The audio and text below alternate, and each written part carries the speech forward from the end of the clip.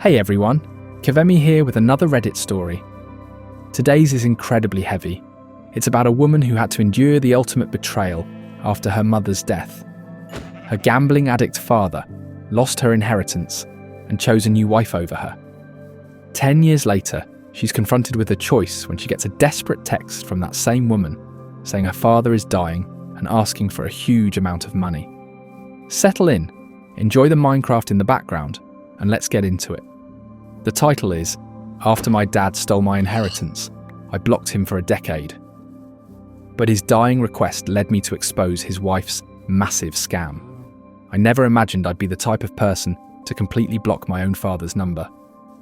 But here I am, staring at my phone at 2 a.m, reading a message from a woman I hadn't spoken to in a decade. The communication was simple and cold. Your father has stage 4 pancreatic cancer. He has days, maybe weeks. We need $8,000 for hospice care. You owe him this much. I actually chuckled.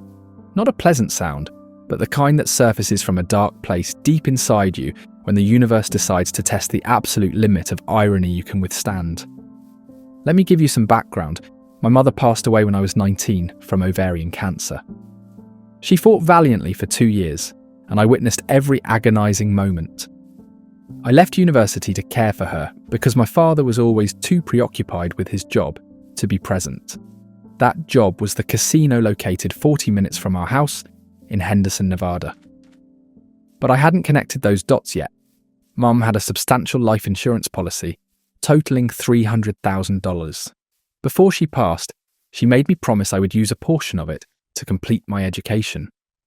She grasped my hand with her thin, frail fingers, which had once been so robust, and pleaded, "Tess, darling, you finish that degree. You become someone. Don't let anyone tell you you can't." I swore to her I would. I meant it with all my heart. She died on a Tuesday. The memorial service was Friday. By the following Wednesday, Dad had already met Shelley. Shelley was a crap dealer at the Green Valley Ranch. She had dramatically platinum blonde hair, ridiculously long acrylic nails, I still wonder how she handled the chips, and a fixed smile that never quite reached her eyes. She was 42. Dad was 56. Mum had been gone exactly 9 days when he brought her to our home for dinner. I should have spotted all the warning signs, blazing bright and undeniable. But I was consumed by grief, and Dad seemed genuinely happy for the first time in months. I foolishly thought, maybe, just maybe, he deserved some joy too. I convinced myself I was selfish for feeling so uncomfortable. Shelley moved in 3 weeks later. The life insurance funds arrived about a month after the funeral. Mum had structured the policy so Dad was the beneficiary, with the clear, unwritten expectation that he would manage everything, responsibly, establishing a trust fund for me, paying off the house mortgage, and investing the remainder wisely. I trusted him implicitly. Why wouldn't I? He was my father. I should mention I had already returned home after Mum's illness started. I had been at UNR, studying archaeology, living in a small dorm. But when her condition worsened, I came back. After her passing, I remained, sleeping in my childhood bedroom with the luminous stickers on the ceiling that Dad had put up when I was 7. One morning, roughly 6 weeks after Mum died, I walked downstairs to find Shelley sitting at the kitchen island polishing her nails. She didn't look up. "Morning," I offered. She blew on her nails. "Your father and I need to speak with you this evening." Something in her tone instantly made my stomach drop. "About what?" "Tonight," she repeated flatly.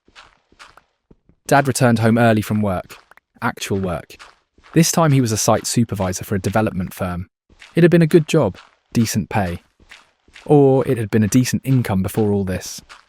We sat in the living room, the same room where Mum and I used to watch historical documentaries together, where she taught me how to perfectly fold a fitted sheet, where we'd spent her last Christmas watching Miracle on 34th Street while she drifted in and out of sleep on the sofa. Shelley sat extremely close to Dad on that same sofa. Too close, possessive. "Rebecca," Dad began, and I knew instantly this was catastrophic because he never called me Rebecca. I was always Tess. "We've made a few decisions regarding the future." "Okay," I said slowly.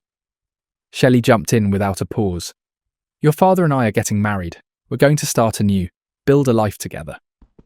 I felt like I was suffocating underwater. "Married? Mum's been gone for 6 weeks.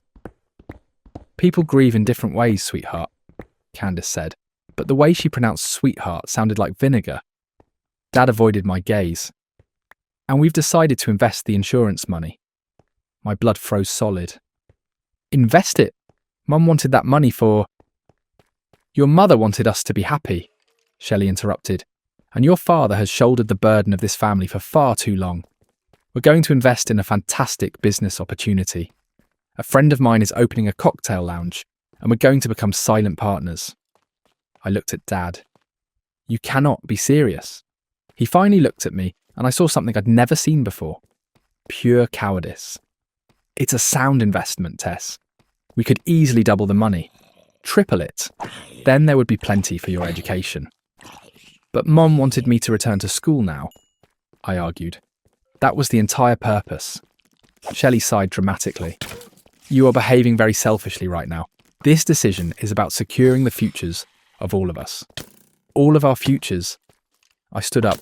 You've known my father for 9 weeks. Rebecca, sit down, Dad said, and his voice held an unfamiliar sharp edge. I sat. Not out of obedience, but because I was in shock. The money is legally in my name, he continued. I can do exactly what I want with it, but I'm trying to include you in this conversation because you are my daughter, and I love you. If you loved me, you'd respect what Mom wanted. Shelley made a small, contemptuous noise. Oh, here we go, the guilt trip. Look, honey, your mother is no longer here, life moves forward. You're 19 years old, you're an adult. Maybe it's time you acted like one and found a job instead of expecting handouts. I looked at my father, waiting for him to defend me, to say anything at all. He said nothing. I retreated to my room and cried for 3 agonizing hours. 2 months later, they were married at a tacky wedding chapel on the Strip. I wasn't invited. I discovered the event via a Facebook photo. The restaurant investment predictably collapsed. The friend vanished with $120,000. No business, no cocktail lounge, no trace. Dad started gambling to try to recover the lost money, or so he told me during one of our increasingly rare phone calls. He swore he was going to win it back. He had a system. He believed he was skilled at roulette. He was not skilled at roulette. Within 6 months, the $300,000 was gone. Every single penny. The house went into foreclosure. Dad's credit was ruined, and I was still living at home, working double shifts at a local bakery, trying to save enough to restart my education entirely on my own. Shelley's behaviour started to degrade around this time, or perhaps she had always been like this and simply stopped concealing it. She'd make passive-aggressive comments like, "Must be nice to live rent-free while everyone else is working." This despite the fact I was working 45 hours a week and giving Dad money for food. She'd use my things and then outright deny it. My hair products, my moisturiser, even my casual clothes. I found her wearing my mother's locket once. The silver one with the tiny sapphire that had belonged to my grandmother. When I demanded it back, she claimed it was hers now, that Dad had gifted it to her. Dad confirmed this, stating Mum would have wanted Shelley to have it. I ceased speaking to him for an entire month after that. Things intensified when they were forced to vacate the house. They rented a tiny apartment in a rundown part of town. There was only 1 bedroom, and Shelley made it explicitly clear I was not welcome. "You're a grown woman now," she stated. "Time to get your own place." I was 20 years old. I had $800 in savings. I ended up renting a room in a house with 4 strangers. It was the only thing I could afford. The room was scarcely larger than a closet, and I could hear every sound through the thin walls. But it was mine. I took on a 3rd job, working late shifts at a drugstore, stocking shelves. I was perpetually exhausted. I was perpetually angry. I grieved my mother constantly. Dad and I would meet for coffee occasionally. He looked terrible, grey, drawn, thin. His hands trembled. He swore he was going to rectify the situation. He just needed one good night. One big win. Shelley never attended these meetings. She claimed I made her uncomfortable. On my 21st birthday, Dad forgot to call. Shelley posted pictures on Facebook of them at a casino buffet celebrating her birthday, which was still 2 weeks away. I cried myself to sleep that night in my closet-sized room, wondering how my life had spiraled into this. Then things became truly destructive. I was 22 when it happened. I had finally saved enough to enroll in one class at a community college, just a single introduction to digital media course. It wasn't much, but it felt like honouring my promise to Mom. Dad called me on a Tuesday night. He sounded strange, distant. "Can you come over?" he asked. "We need to discuss something." "About what?" "Just come over, please." I drove to their apartment. It was in a complex that had seen significantly better days. Broken playground equipment, crude graffiti on the walls. Dad's car wasn't there, but Shelley's was. She answered the door. "Oh, good, you actually showed up. Where's Dad?" "Working late, come in." I should have left immediately. Every instinct screamed at me to leave, but I went inside. The apartment was a disaster. Discarded fast food containers on the counter, laundry piled on the couch. It reeked of cigarettes, even though Dad didn't smoke. Shelley did, apparently. "Want a drink?" she asked. "No thanks. What did Dad want to talk about?" She poured herself something brown from a bottle I didn't recognise. "Actually, I'm the one who called. I used his phone." "Why?" She sat down on the couch, crossing her legs. "We need to have a conversation, woman to woman." I remained standing. "About what?" "About you letting go." "Excuse me?" She took a long sip of her drink. "Your father feels guilty about you all the time. It's exhausting. He can't move forward with his life because you're constantly there, judging him, making him feel bad about your mother." Heat rose in my face. "I don't make him feel anything. He gambled away money that was supposed to... Supposed to what? Pay for you to go to college? Rebecca, you're 22 years old. Most people have student loans. Most people work their way through school. You act like you're the only person who ever had to struggle. My mother died 2 years ago. How long are you going to use that as an excuse?" "I'm not using anything as an excuse. I just think..." "You just think everyone owes you something," she interrupted. "You think the world should stop because you had a hard time. Well, guess what? Life is hard for everyone. Your father lost. His wife too. Did you ever consider that? He was grieving too. But he had to deal with you being dramatic and needy on top of everything else." My hands began to shake violently. "If Dad feels this way, he should tell me himself." "He's too nice. He feels sorry for you." She poured another drink. "But I don't. I see you for what you are, a spoiled little girl who can't accept that her daddy moved on." "You're drunk." "I'm honest." She stood up, swaying slightly. "And here's some more honesty. Your father and I are trying to have a baby. We're trying to start a real family. But we can't do that with you hanging around, being a constant reminder of his old life." Something inside me genuinely shattered. "A real family? I'm his daughter." "You're a grown woman who needs to get her own life." She moved closer. "So, here's what's going to happen. You're going to stop calling. Stop asking for coffee dates. Stop making him feel guilty. You're going to let him be happy." "Does Dad know you're saying this to me?" She smiled and the look was terrifying. "Your dad does whatever I tell him to do. You haven't figured that out yet." I turned to leave. That's when she grabbed my arm. "We're not done talking," she hissed. I instantly pulled away. "Don't touch me." She grabbed me again, harder this time. Her long nails dug into my skin. "You don't walk away from me." I pushed her off, not with excessive force, just enough to break free, but she was intoxicated and wearing tall heels, and she stumbled backward, crashing into the coffee table. Glass shattered instantly. She screamed.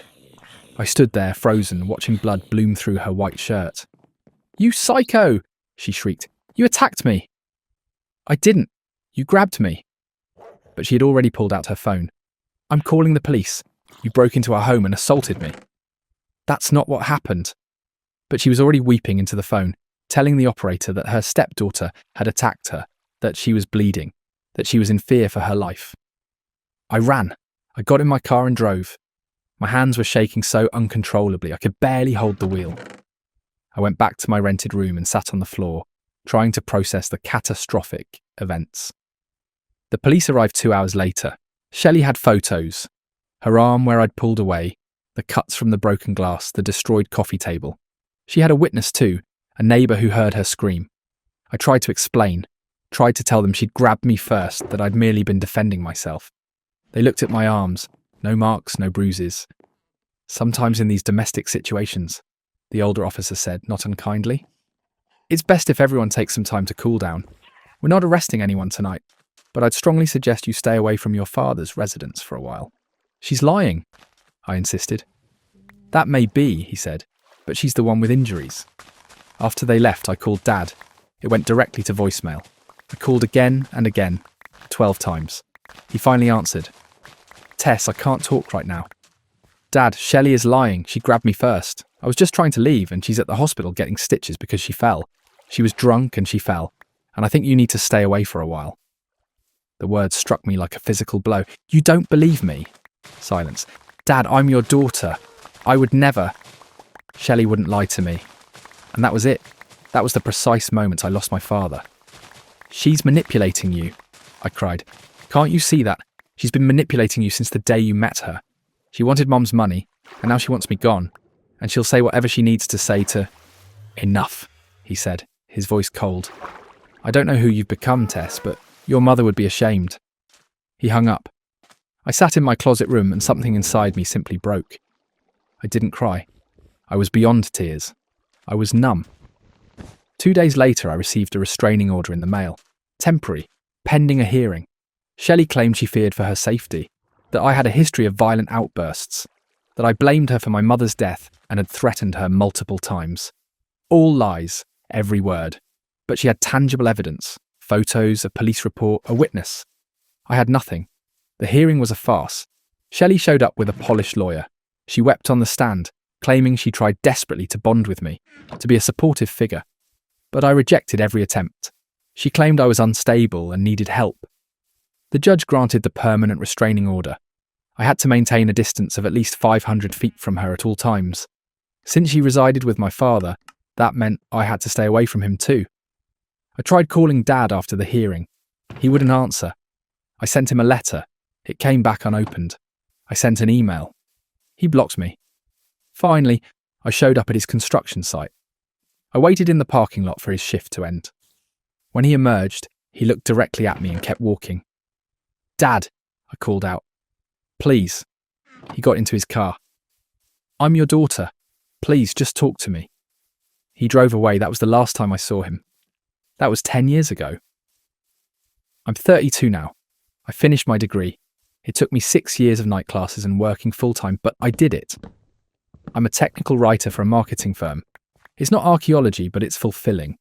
I have my own apartment, a real one, not a closet. I have a partner named Ethan, who's kind and stable and nothing like my father. I built a life from the ground up. I attended therapy, lots of therapy. I learned about narcissistic personality disorder. I learned about enablers and codependency. I learned how grief can push people to do horrific things. Most importantly, I learned how to let go. I hadn't thought about my father in months when that text arrived. I read it 3 times, then I read it again. You owe him this much. I laughed that dark, hollow laugh again. I blocked the number.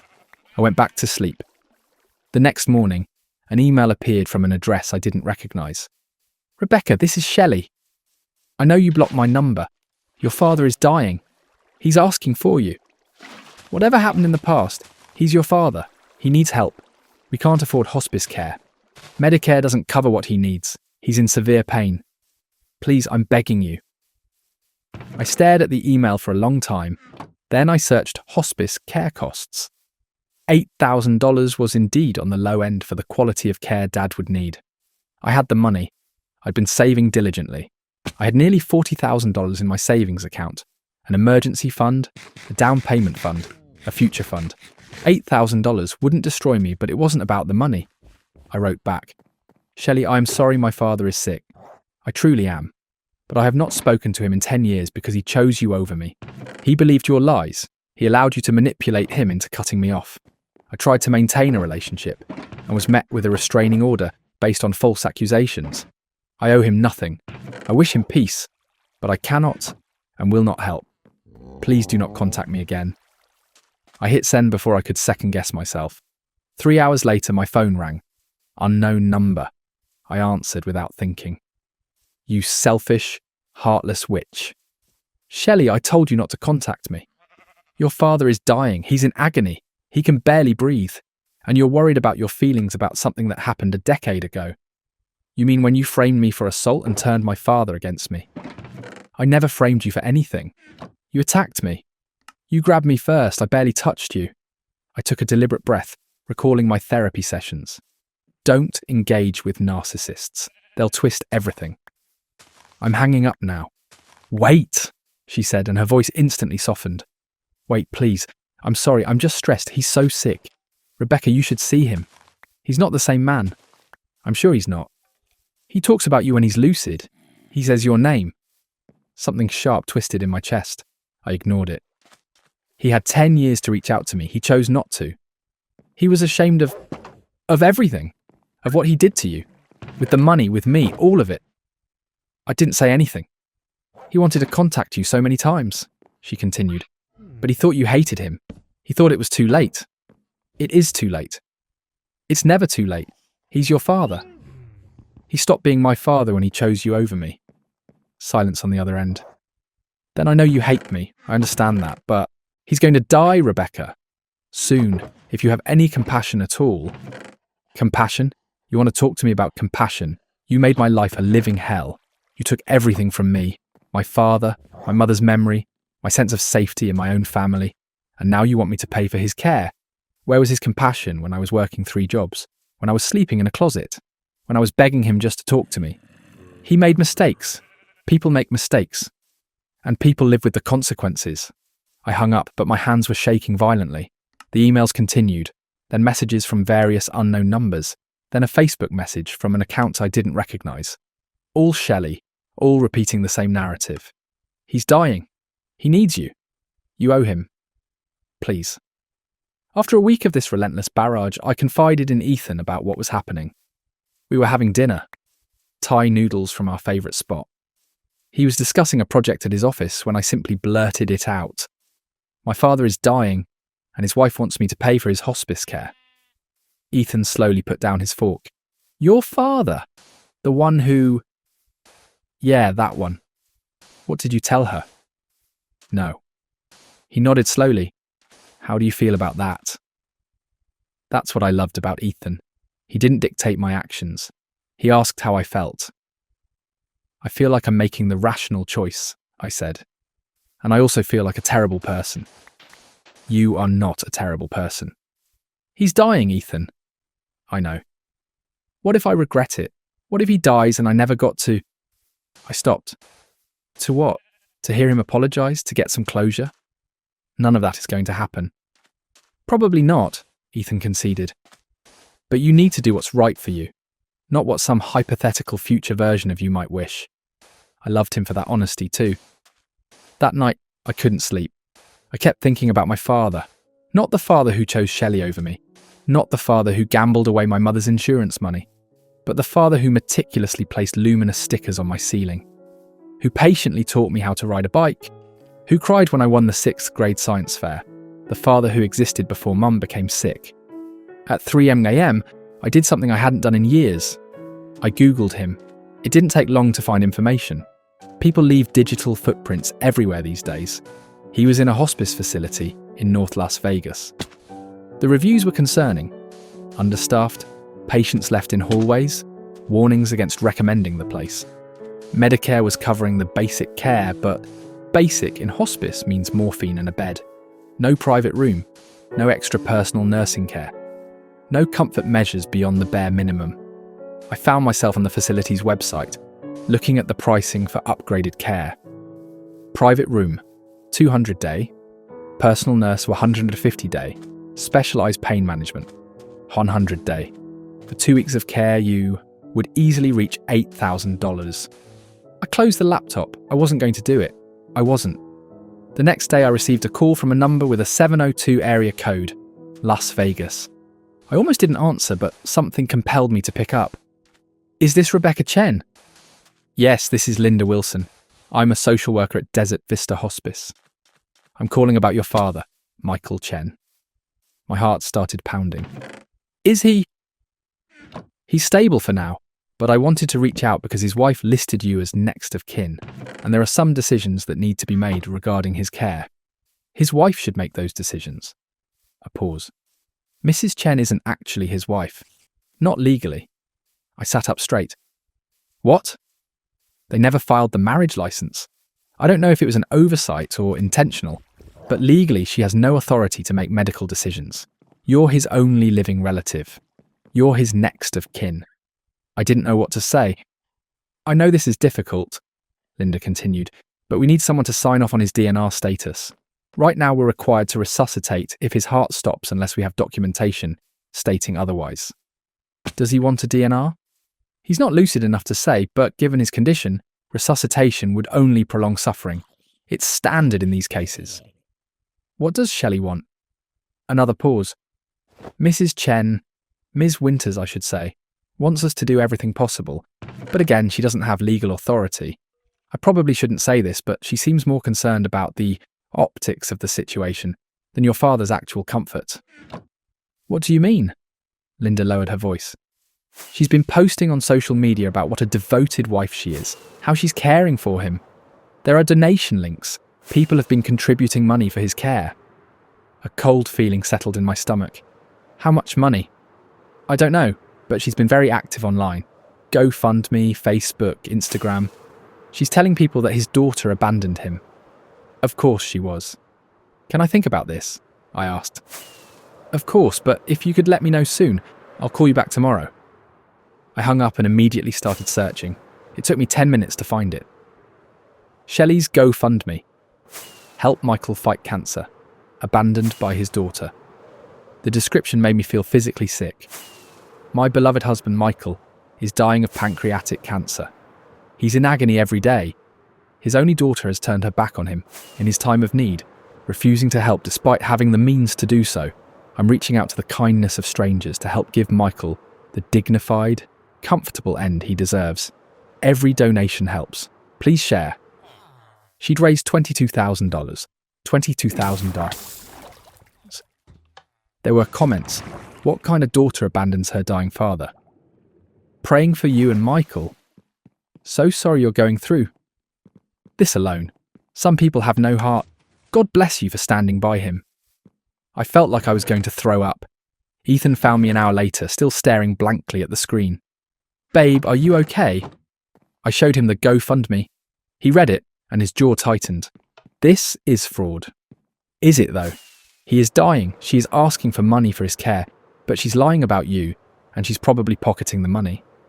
I don't have proof of that. Ethan sat down next to me. What do you want to do? I want to expose her. I want everyone to know what she really is. Okay, but I also don't want to deal with her. I don't want her in my life. I don't want any of this in my life. Also fair. I looked at him. What would you do? I'm not you, Tess. I didn't go through what you went through. But if you were me, he thought for a long moment, I think I'd want to know the truth about your father. Not what she says, but what he actually thinks. Whether he really was ashamed, whether he ever wanted to make things right. He's not lucid. The social worker said he's not lucid enough to make medical decisions. That doesn't mean he's never lucid. I knew what Ethan was suggesting, and I knew he was right. I called Linda back the next morning. I want to visit him, I said. Before I make any decisions, I need to see him. Of course. When would you like to come? Today. I'll make sure you have privacy. I drove to Las Vegas that afternoon. Just me. Ethan offered to come, but I needed to do this alone. The facility was worse than I'd imagined. Harsh fluorescent lights, the smell of disinfectant trying and failing to cover other smells, sounds I didn't want to identify. Linda met me at the front desk. She was kind-faced, middle-aged, with tired eyes. He's had a good morning, she said. Relatively speaking. He's been awake talking a little. Is Shelley here? She left about an hour ago. I may have mentioned you were coming. Thank you. Room 14, take your time. I walked down the hall. My heart was pounding so hard I thought I might pass out. I stood outside room 14 for a full minute before I could force myself to open the door. The man in the bed didn't look like my father. He was skeletal, jaundiced. His breathing was laboured. There were tubes and wires everywhere, but it was him. I stood in the doorway and he slowly turned his head. Our eyes met. I watched recognition dawn, watched his expression change. Tess. His voice was barely a whisper. I pulled a chair up to his bed, sat down, didn't know what to say. I'm sorry, he whispered. I'm so sorry. And just like that, 10 years of solid anger cracked wide open. Why? I asked. Why did you choose her over me? He closed his eyes. I was weak, stupid, grieving. She made me feel alive when everything else felt dead. She lied about me. I know. You got a restraining order against me. I know. Do you? Do you really know what that did to me? He opened his eyes. They were wet. I knew the day I did it, but I'd already gone so far. I thought if I admitted I was wrong, it would mean I'd lost you for nothing. That I destroyed our relationship for a woman who... He coughed, gasped for air. I waited. A woman who never loved me, he finished. She loved the idea of security, of money.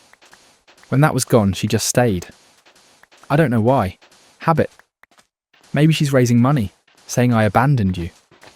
A bitter smile touched his lips. Of course she is. She raised $22,000, Dad. His eyes widened. What? GoFundMe? She's telling everyone you're dying alone because your daughter won't help. That's not true. I know, but everyone else thinks it is. He closed his eyes again. I'll tell them. I'll make a statement. Or... You can barely breathe. You're not making any statements. Then you tell them. Tell them the truth. The truth is complicated. The truth is, I destroyed my relationship with my daughter because I was a coward and a fool, he said with more strength than I'd heard from him since I arrived. The truth is, she turned out amazing despite me, not because of me. The truth is, I don't deserve you here right now, but I'm grateful you came anyway. I started crying. I hadn't meant to. I promised myself I wouldn't. I missed you, he said. Every day. Every single day. You could have called. And said what? Sorry I chose a woman who framed you for assault over my own daughter. Sorry I gambled away your mother's insurance money. Sorry I wasn't there when you needed me most. Yes, that. Exactly that. Would you have forgiven me? I thought about it. Really thought about it. I don't know, I said. Honestly, maybe not. But at least I would have known you tried. He nodded weakly. That's fair. We sat in silence for a while, just breathing together. The social worker said you need a DNR. I finally said, yes, you sure? I'm sure, I'm ready. I'm tired. Okay, Becca. Yeah. The money she raised, it's fraud, she's going to keep it. I know, don't let her get away with it. I smiled despite everything. I'll handle it, that's my girl. I stayed for 2 more hours. We talked about Mom, about the good times before everything went wrong, about the luminous stickers. They're still up there, he said. In my mind, every night, I look at the ceiling wherever I am, and I see them. I see you, 6 years old, making wishes on plastic stars. What did I wish for? You don't remember. You wished that we'd be a family forever, that nothing would ever change. I had to leave after that. It was simply too much. I'll come back, I said. Tomorrow? You don't have to. I want to. I signed the DNR before I left. Linda walked me through the process. You're doing the right thing, she said. I know. I drove back to Henderson, back to my apartment, back to Ethan. I told him everything. Then I got to work. I spent that evening documenting every detail. The restraining order, the court documents, the emails from Shelley, the timeline of events. I wrote it all out. Clear, factual, no emotion. Just the cold, hard truth. Then I went to the GoFundMe page and clicked Report Campaign. I attached my documentation. I explained that Shelley was not legally married to my father, that she'd raised money under false pretenses, that she'd grossly misrepresented my involvement. I hit submit. Then I did something I hadn't done in 10 years. I posted on Facebook. My name is Rebecca Chen. My father, Michael Chen, is dying of pancreatic cancer. I am his daughter, and I am his next of kin. I am not abandoning him. I visited him today. We reconciled. He is receiving care. A GoFundMe has been created in his name by someone claiming to be his wife. They are not married. The funds raised are not being used for his care, as he is already covered by Medicare and hospice services. I've reported the campaign for fraud. If you donated, I encourage you to request a refund. I'm sharing this not for sympathy, but for the truth. Thank you. I posted it publicly, tagged the hospice, tagged the city. Then I waited. The response was immediate. Within an hour, people started commenting. People who donated, people who knew Shelley, people who'd had their suspicions all along. I knew something seemed off. She's always been like this. Filing for a refund now. The GoFundMe was taken down by midnight. Shelley called me at 2 a.m. I didn't answer. She left a voicemail, screaming, crying, calling me every name imaginable. I saved it just in case. I visited Dad every day for the next week. He grew weaker each day, more tired, but he was peaceful. On the 4th day, he asked me about my life. Really asked. About my job, my partner, my apartment. I told him everything. "You did good," he said. "Your mum would be proud. I wish she could have seen it." "She can." I believe that. On the 6th day, he asked if I'd forgiven him. "I'm working on it," I said. "Honestly, that's all I can ask." On the 7th day, he told me where to find some things. A box in a storage unit, Unit 247. The key was in an envelope in his wallet. "What's in it?" I asked. "Things I saved for you. Letters I wrote but never sent. Photos, your mum's jewellery, the necklace. I got it back." I stared at him. "What?" "About 5 years ago. Shelley pawned it." "Really?" "But I tracked it down. Took me 2 years. Cost me more than it was worth, but I got it back. For you." I couldn't speak. "There's something else in there," he said. "An envelope with money. Cash. It's not much. $12,000. I saved it little by little. From work, I kept it hidden. It was supposed to be for your graduation, or your wedding, or just for when you needed it. I want you to have it." "I don't need it." "I know, but take it anyway. Let me give you something." After I took everything away, I took his hand. It was so thin, so fragile. "Thank you," I whispered. He died 2 days later. I was there holding his hand. He drifted off peacefully. The nurse said it was one of the easier passings she'd witnessed. Shelley showed up an hour after he passed. She looked rough, angry. "You've ruined everything," she said. I told the truth. "You took away his money. Money people wanted to give to help him. Money you were going to steal. I took care of him for 10 years. You isolated him, manipulated him, used him." She laughed bitterly. "And what did you do? You abandoned him, left him with nothing." "I was here when he died." "Where were you?" She didn't have an answer for that. "I want his things," she insisted. "He would have wanted me to have them. He left a will. You're not in it." Her face went white. "You're lying." "Dad updated his will 3 years ago. Everything goes to me. Not that there's much, but what there is, it's mine. I'll fight this." "With what money? The GoFundMe is gone. You have no claim to his estate. You weren't even legally married." She stared at me with pure hatred. "He never loved you," I said quietly. "He told me that. In the end, he knew exactly what you were." She turned and left. I never saw her again. The storage unit was exactly where Dad said it would be. Inside the box, I found 317 letters, all addressed to me, all unsent, dating back 10 years. Some were long. Some were just a few sentences. "I miss you. I'm sorry. I hope you're happy." Photos of me as a child, of Mom and me, of our family before everything fell apart. Mum's necklace, carefully wrapped in tissue paper, and an envelope with $12,000 in cash, with a note. "Tess, this doesn't make up for anything. I know that. But it's a start. I'm proud of you. I always was, even when I couldn't say it. Love, Dad." I sat in that storage unit and read every letter. Some made me angry. Some made me sad. Some made me laugh, remembering inside jokes I'd forgotten we had. But mostly they made me realise something. People are complicated. Grief is complicated. Forgiveness is complicated. My father made terrible choices. He hurt me deeply. He let someone toxic into our lives and ultimately paid the price. But he also tried, in his own broken way, to make things right. I'm wearing Mum's necklace as I write this. The $12,000 is going into a savings account for something meaningful. I'm not sure what yet. Ethan and I are talking about getting married, maybe starting a family. I think about what kind of mother I want to be, what kind of mistakes I might make. I hope I'll do better than my father did. But I also hope if I mess up, someone will give me the chance he never gave himself. The chance to say sorry, the chance to make it right, the chance to be forgiven. I think that's what Mum would have wanted for both of us. That wraps up today's incredible Reddit story. Thanks for hanging out with me while we journeyed through Rebecca's decade of betrayal and her final, powerful act of justice and forgiveness. Let me know in the comments what you thought of her exposing the GoFundMe fraud. Was that the right move? Or should she have just taken the money and run? And stick around for more stories with the usual Minecraft vibes in the background. I'll see you in the next one.